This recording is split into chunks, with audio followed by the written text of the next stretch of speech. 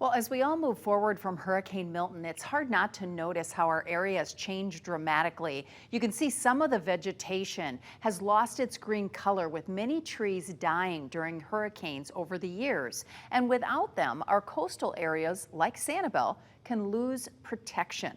Wink News reporter Amy Gallo is live. And Amy, what's the main reason behind these trees dying?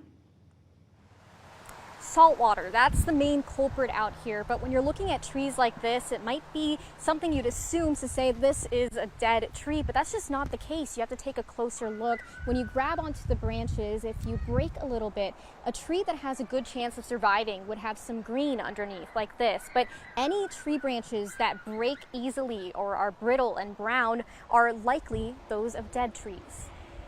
Brown leafless trees, they're everywhere on Sanibel after Hurricane Milton, but don't take them down just yet. Not all of them are dead. Some of them are going to end up dying, but a lot of them are not. Right now, these trees are in shock, battered by wind and drowning in salt. See, the storm surge brought salt water over the top of a lot of the ground here, and that salt water has absorbed into the ground, and it's a shock to the tree. Which means they need time to get better. I would not be impatient with it. I mean, if you can break some of the branches and you see that it's all brown throughout and hard, it's pretty much dead. But if you see a little bit of green or it's still got some flexibility, that's usually a good sign that the tree is going to make it. And that goes for most trees. It'll be the same for mangroves.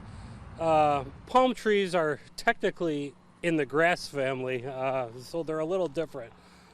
They're highly resilient, but even them, if they're stuck in salt water for a long time, they're not going to make it. It's something we know all too well from Hurricane Ian. Even a year and a half later, with trees that were just hanging on, we still had a lot of them dying. So what can you do to help? Be patient and try to help dilute that salt water. The fresh water will definitely help trees in your yard, but you got to remember, the salt is in the ground.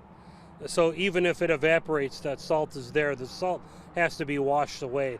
And how that happens is, years and years of rainfall.